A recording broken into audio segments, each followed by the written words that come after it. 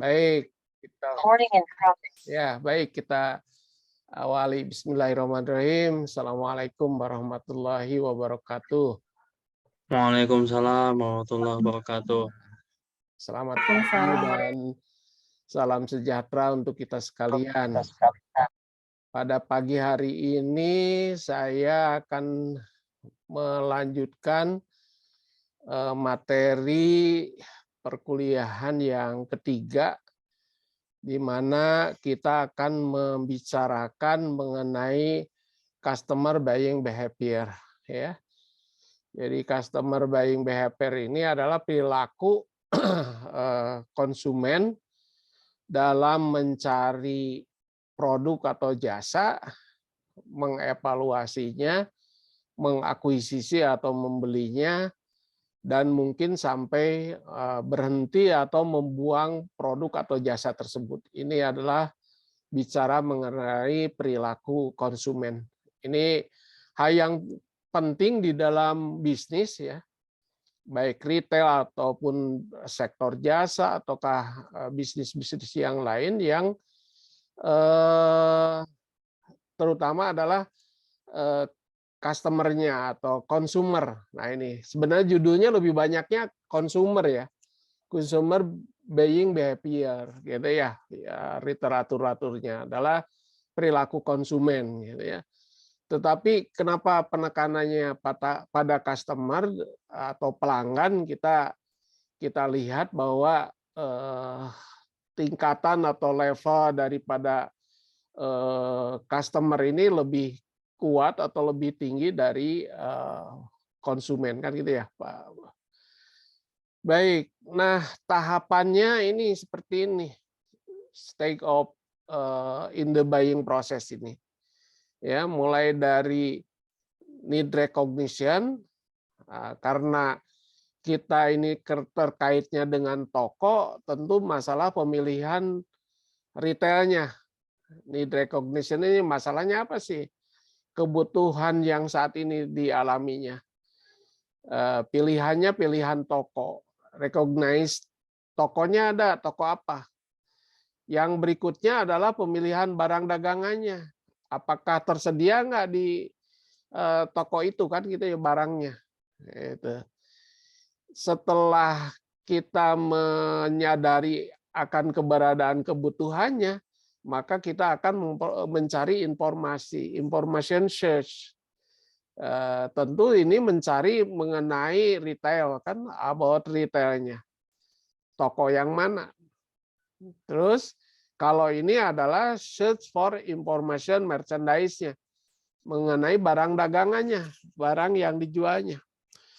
Kalau Bapak Ibu toko offline, berarti kan mencari informasi tokonya di mana, apa barangnya yang dijual.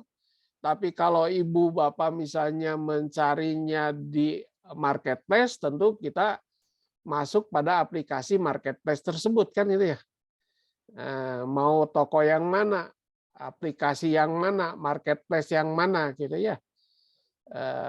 Di satu marketplace aja tokonya banyak, kan gitu ya. Misalnya kita mau beli handphone, gitu ya. Beli handphone itu tokonya banyak di sini. Di satu toko aja. Mencari produk atau handphone yang sesuai dengan spek yang dicari oleh kita. Setelah informasi itu dikumpulkan, maka dievaluasi. Karena pemilihan toko, maka kita mengevaluasi pengecer atau toko tersebut atau channel tersebut. Kita mengevaluasi ketersediaan produknya, ya, dari sisi karakteristik produknya apa. Yang setelah dievaluasi, maka pemilihan atau keputusan, ya, choice atau keputusan. Keputusan memilih retailer atau channelnya yang mana tadi, toko yang mana. Memilih produknya yang mana, handphone tipe apa, seri apa, merek apa. Terus kalau ke toko berarti kita tinggal langsung pergi ke toko. Kalau ke internet kita maka masuk ke apakah searching ataukah kita langsung ke tadi marketplace, maka kita akan memilih produknya, purchase merchandise-nya, diputuskan. Ya. Nah, setelah memutuskan pembelian atau setelah membeli produk tersebut, tentu sebenarnya bukan loyalitas yang dirasakan, adalah kepuasan, gitu ya, sebelum loyalitas ini sebenarnya kepuasan. Kepuasan itu apa? Kepuasan itu jika kinerja produk atau jasa yang diterima dibandingkan dengan harapan konsumen sama atau lebih besar dari harapan, itu puas berarti. Ya. Jadi kepuasan itu kesesuaian antara kinerja yang dirasakan dengan harapan. Nah, sebaliknya kalau ketidakpuasan berarti terbalik, ketidaksesuaian kinerja dari produk atau jasa itu dibandingkan dengan harapan. Ini ketidakpuasan. Maka jika sudah puas akan meningkat menjadi loyal. Nah, ya, loyal, repeat patrons of retail, datang lagi ke toko tersebut, gitu ya. Kita akan terus post purchase evaluation ini akan loyal. Ada 4 ciri dari konsumen yang loyal kan. Yang pertama adalah repeat purchase atau repeat buying atau reorder. Nah, membeli ulang barang yang sama.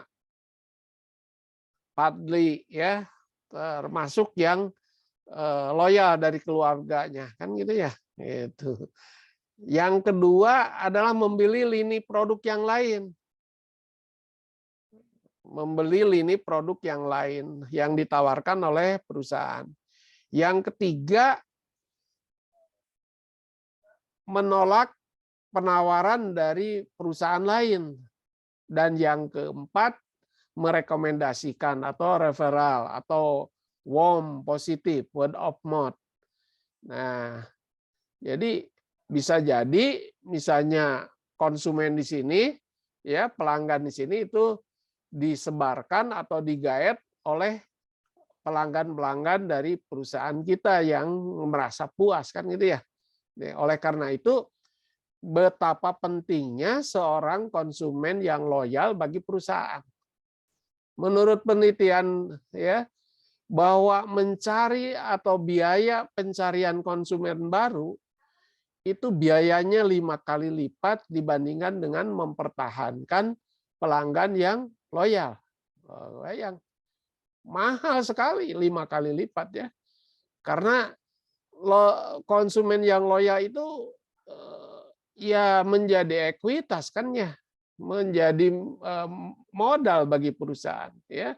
Ini oleh karena itu bagaimana kita memelihara atau meretensi ya dari pelanggan yang loyal tersebut. Oke, ini salah satu contoh bagaimana mengenali kebutuhan. Ya, misalnya handphone. Handphone itu manusia itu kan ada sisi emosional dan sisi rasional. Nah, itu ya.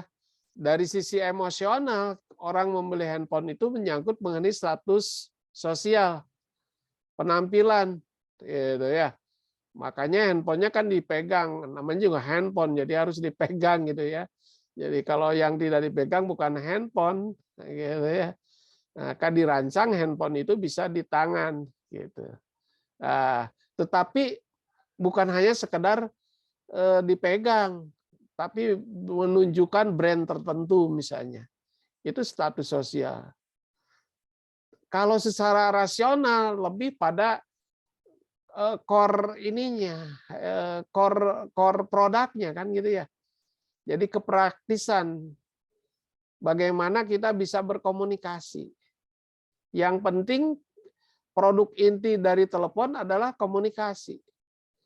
Kadang-kadang kan kita membeli smartphone gitu ya. Kemarin smartphone itu ramai sekali ya, didorong oleh COVID misalnya. dari mahasiswa S3 sampai dengan anak TK harus pakai smartphone ya. Ya, pembelajaran tidak jalan karena COVID. Maka itu kan gaya hidup ya, lifestyle. Yang membedakan apa? Yang membedakan tadi brandnya gitu ya. Ada yang Samsung, ada yang apa gitu. Karena dari majikan sampai pembantu pakai smartphone sekarang ini. Nah itu mungkin ada yang lebih mementingkan pada rasionalisasi, ada yang mementingkan pada emosional. Perhiasan, kalau secara emosional kan pertanda sukses tuh. Coba lihat pedagang daging di pasar tradisional ya, gelang keroncongnya itu bisa sampai sikutnya kan. Waduh, kan itu tanda sukses ya. Tapi secara rasional orang membeli perhiasan itu untuk investasi. Ya, beli emas itu untuk investasi. Investasi untuk menjaga nilai dari uang atau untuk memperoleh nilai perhiasan lebih tinggi lagi nanti kalau dijual. Beli mobil misalnya secara emosional menyangkut status sosial. Tapi kalau secara rasional kemudahan mobilitas. Ini silakan ya yang jelas kalau kita menyentuh konsumen, apakah dari sisi emosionalnya ataukah dari sisi rasionalnya, tetap adalah pada value atau benefit yang dia terima. Apa sih yang dapat saya terima itu? Value apa sih yang dapat saya terima dari jasa ini? Gitu. Ini yang harus yang jadi baik sisi rasional maupun emosional. Oke, jadi kalau masalah itu ada masalah yang sifatnya secara luas. Ini yang disebut dengan kategorinya compulsive buying. Atau bahasa lainnya adalah pembelian yang terencana. Bapak Ibu, kalau mau ke supermarket biasanya ini sudah bawa daftar. Bahkan brandnya juga ditulis. Sabun cuci apa, sabun mandi apa, lain sebagainya. Itu disebut dengan compulsive buying. Ada lagi pemecahan masalah yang terbatas atau spontan. Ini sering disebut dengan impulsive buying. Barang-barang yang semacam ini biasanya konsumen tertarik, terstimuli dengan display. Itu. Kalau di rumah makan misalnya, namanya rumah makan ya, core produknya adalah makanan kan, makan dan lauk pauknya gitu ya. Sementara minumnya adalah sebagai impulsif, ada jus dan lain sebagainya. Oleh karena itu kalau di rumah makan justru mungkin kalau Anda bisnis makanan itu minumannya itu bisa jadi marginnya lebih tinggi daripada makanannya kan. Coba aja jusnya dijual 15.000 gitu ya. Bahan bakunya berapa sih 15.000 ya? 1 kilogram alpukat misalnya 20.000. 20.000 terdiri dari 6 gitu ya. 6 sampai 8 itu. Kalau 8 itu kan udah jadi berapa dari bahan bakunya aja. Jadi itu kalau dihitung cost unitnya. Ada lagi pembelian yang sifatnya habitual decision making. Biasanya yang rutin. Ya, hampir seperti kompulsif ya. Ini yang rutin. Yang rutin dan yang loya itu biasanya kita udah membeli sampo karena loya pada satu brand dan tipe tertentu ya tinggal ngulang aja tiap kali beli sampo itu misalnya. Karena selain dari habit ada juga orang yang disebut hedonic shopper gitu ya. Hedonic shopper itu sering-sering orang yang macam itu yang karena dia daya belinya kuat gitu ya, unlimited gitu ya. Terus kadang tidak melihat dari dibutuhkan atau tidak, gitu diperlukan atau tidak kadang-kadang orang. seneng dibeli kan gitu. Ini yang hedon ya. Nah, ini sering terjadi di kita. Oke, tadi puas terhadap toko itu dan akhirnya loyal. Gitu ya. Hanya memang ada beberapa penelitian banyak yang menyatakan konsumen itu puas terhadap toko, tapi konsumen tidak loyal. Ketika ditanya mau beli lagi di toko tersebut, dia menyatakan pikir-pikir gitu misalnya, ragu-ragu gitu ya. Artinya si konsumen itu tidak loyal kalau dia menyatakan seperti itu gitu ya. Nah, maka loyalitas itu bisa loyalitas pada mereknya dan loyalitas pada tokonya. Ya, karena konsumen toko itu lebih banyaknya dia loyalitas pada diskon kan itu ya. Itu tadi. Di mana toko yang memberikan diskon. Apalagi minimarket berhadap-hadapan atau berdampingan, diskonnya beda-beda kan gitu ya. Ibu beli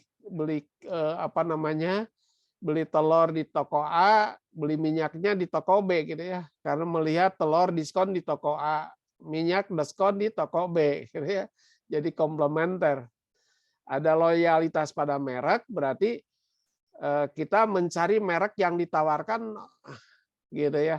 Kalau tidak ada merek di toko itu, maka kita mencari di toko lain. Tapi kalau loyalitas pada toko berarti apa yang ditawarkan oleh toko itu. Apa yang ditawarkan oleh toko. Makanya sekarang karena kekuatan merek toko semakin kuat, banyak brand yang produk yang diberikan brand ini private brand istilahnya. Private brand itu apa? Brand yang diberikan oleh para penyalur, oleh toko. Coba Anda ke minimarket kan udah hampir sebagian besar sekarang di suatu minimarket itu dengan merek yang sama dengan tokonya, barang yang ditawarkan itu ya. Beberapa barang yang memberikan atau diberi merek atau brand dengan tokonya. Nah, itu akibat dari kekuatan merek toko yang semakin bagus gitu ya. Itu juga peluang ya. Oke, ini tadi stimulus. Stimulus itu sebenarnya yang menggerakkan seseorang untuk berbuat, untuk mengambil keputusan dalam membeli. Rangsangan yang utama adalah marketing mix kan gitu ya. Nah, itu marketing mix dari produknya, price, flash, promotion ya. Juga bisa dari berdasarkan pengalaman sosial dia ya, karena bertemu dengan orang lain kan gitu ya, yang memakai produk tersebut, atau dia melihat tren produk baru gitu ya. Karena status bisa juga ya, karena kekuasaan, status, jabatan, maka dia akan menyesuaikan produk atau jasa yang dia pakai. Atau dia ingin memberikan balas jasa pada diri sendiri istilahnya ya, menyenangkan diri sendiri kan gitu ya. Maka itu akan menjadi needs bagi orang tersebut untuk bisa terpenuhi. Berikutnya pencarian informasi tadi. Ya, pencarian informasi ini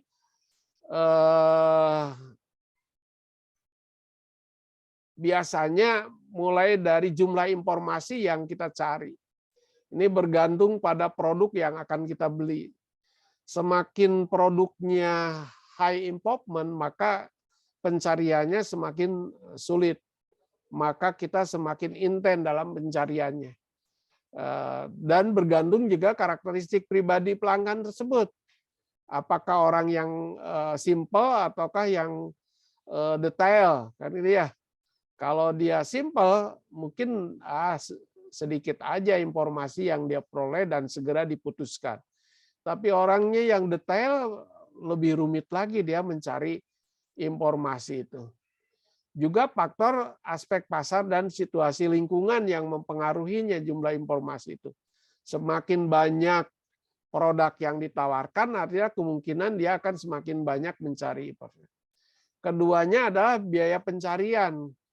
Artinya kalau semakin mahal biayanya, maka kemungkinan dia mencari informasi yang sedikit. Tapi sekarang kan biaya pencarian itu mudah ya. Dengan teknologi, dengan IT, pencarian informasi itu sangat mudah. Sumber informasi berasal dari internal pelanggan. Internal pelanggan itu dari diri sendiri, keluarga itu adalah internal. Berasal dari eksternal pelanggan itu siapa? Dari perusahaan misalnya, ya, dari orang lain. Nah, dari perusahaan itu adalah informasi formal yang sifatnya adalah komunikasi dan promosi sifatnya kan. Sedangkan yang dari teman, word of mouth gitu ya, itu adalah sifatnya informal. Dan bagaimana kita berusaha mencari atau mengurangi pencarian informasi. Setelah itu kita evaluasi informasi itu. Evaluasinya bisa menggunakan berbagai multi atribut. Kenapa konsumen itu mengevaluasi? Karena konsumen takut risiko. Ya, konsumen itu takut risiko. Risikonya apa yang akan diterima oleh konsumen kalau membeli produk atau jasa itu? Yang pertama tentu financial risk, risiko karena keuangan yang sudah digunakan atau dibelikan produk atau jasa tersebut. Ini bisa risiko sosiologis, ya, risiko sosiologis itu dalam pergaulan dengan teman yang lain, gitu ya, dalam memakai produk atau jasa tersebut. Ada risiko psikologis misalnya, secara pribadi. Apakah produk atau jasa tersebut menambah nilai bagi diri kita atau tidak, gitu ya. Yang berikutnya risiko fungsional dari produk atau jasa tersebut yang dikhawatirkannya itu.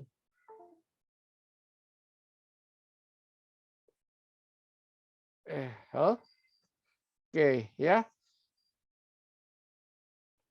Ini makanya dia akan mencari atau mencari produk itu dengan berbagai informasi, ya, berbagai informasi tentu saja bergantung pada apakah kategorinya high involvement.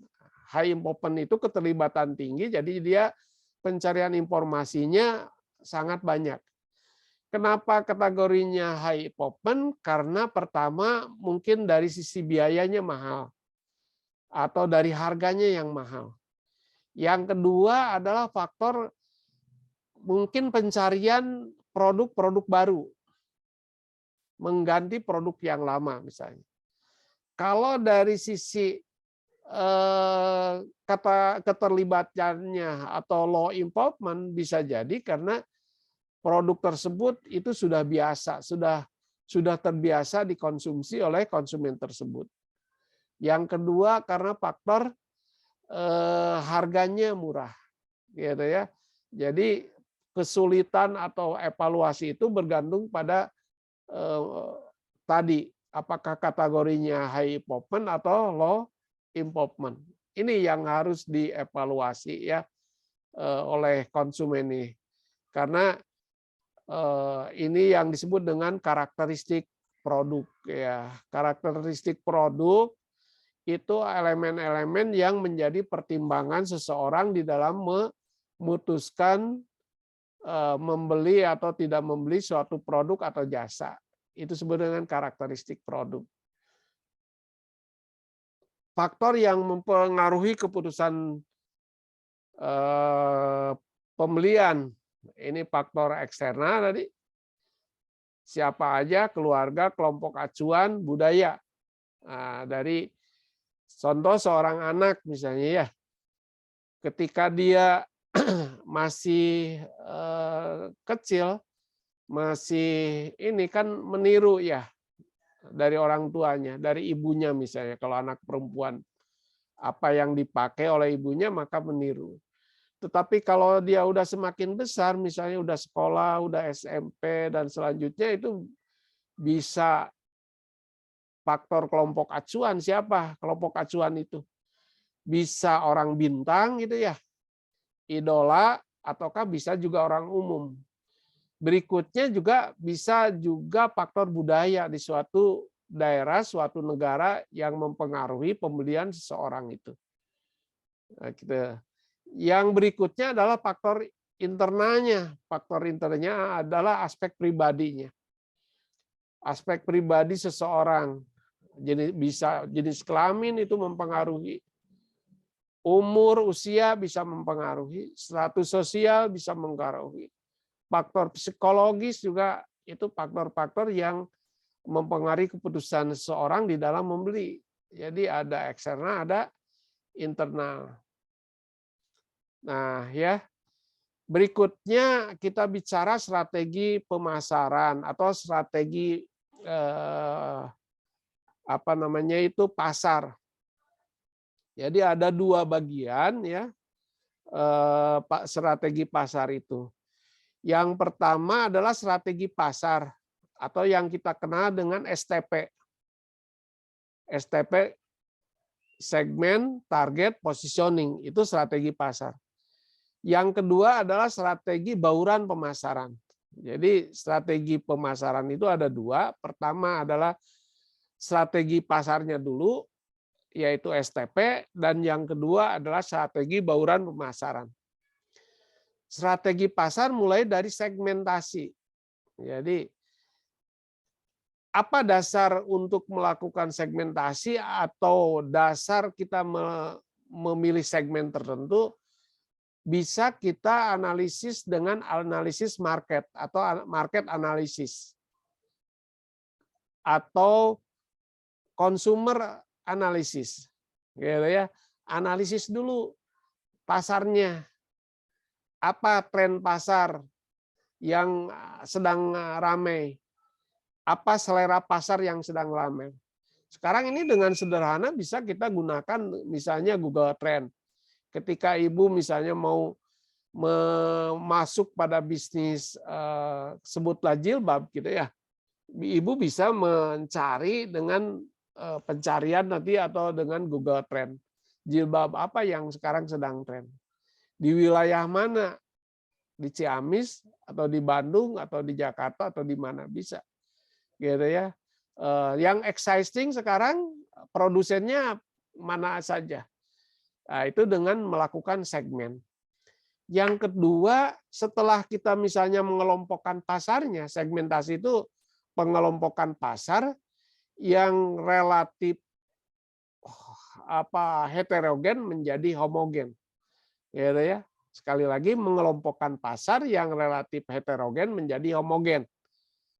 Nah, bisa dasarnya apa? Nah, ini dasar pengelompokannya. Geografis, demografis. Geografis itu wilayah, daerah, Ciamis, Bandung, gitu ya, atau kota besar, kota kecil dan lain sebagainya klasifikasinya secara geografis. Demografis tadi usia, jenis kelamin, gitu, penghasilan dan lain sebagainya. Geodemografis itu gabungan, ya, gabungan geografis demografis. Ada tadi psikografis atau lifestyle nih, lifestyle kebiasaan. Contoh tadi handphone atau smartphone itu sudah udah semua orang pakai smartphone. Tapi yang membedakan siapa dari sisi demografis produk kita yang menjadi target kita, gitu ya. Situasi belanjanya apakah situasi normal atau situasi tertentu, musiman lain sebagainya, ya. Dan juga ada juga berdasarkan manfaat untuk siapa produk itu, untuk bisnis ataukah untuk konsumen. Ini dasar-dasar yang bisa kita gunakan untuk melakukan segmentasi itu. Ini adalah dengan market analysis atau consumer analysis. Itu langkah berikutnya kita melakukan kompetitor analysis, pesaing. Di mana kekuatan pesaing itu? Di mana kelemahan pesaing itu? Tentu kita masuk ke suatu pasar itu harus pada kelemahan pesaing, bukan pada kekuatan pesaing ya, supaya kita bisa jalan. Yang ketiga adalah company analysis, di mana strength perusahaan atau kekuatan perusahaan, di mana kelemahan perusahaan. Jadi kita mengoptimalkan kekuatan untuk mengalahkan kelemahan dari kompetitor, kan gitu ya. Maka itu adalah untuk menetapkan target. Setelah dibuat segmennya, misalnya ada segmen A, B, C, langkah berikutnya setelah membandingkan kekuatan kompetitor dan company, itu akan menetapkan targetnya yang mana yang akan kita pilih. Apakah 3 kelompok tadi A, B, C ataukah hanya satu saja, gitu ya. Nah itu bisa tiga-tiganya, bisa hanya satu. Setelah itu berikutnya adalah positioning. Jadi STP kan, positioning. Positioning itu apa? Positioning itu menempatkan produk atau merek di benak konsumen. Ingat ya, di benak konsumen. Placing produk atau merek di benak konsumen. Nah, itu adalah deklarasi kita. Deklarasi perusahaan posisinya di mana? Diposisikan apa? Kan ada yang posisi produk yang hanya spesialis pada produk apa, ada perusahaan yang spesialis pada jasa tertentu, gitu ya. Itu positioning. Mungkin ada toko yang mahal ataukah toko yang murah, kan itu sehingga nanti akan tergambar atau tersimpar di benak konsumen, ya, yang akhirnya dari positioning itu akan menjadi citra perusahaan. Gitu. Ini ya, STP itu satu kesatuan yang tidak bisa dipisahkan. Berdasarkan strategi pasar tadi, maka baru nanti dirumuskan strategi bauran pemasaran, ya. Bauran pemasaran retail itu ada 6.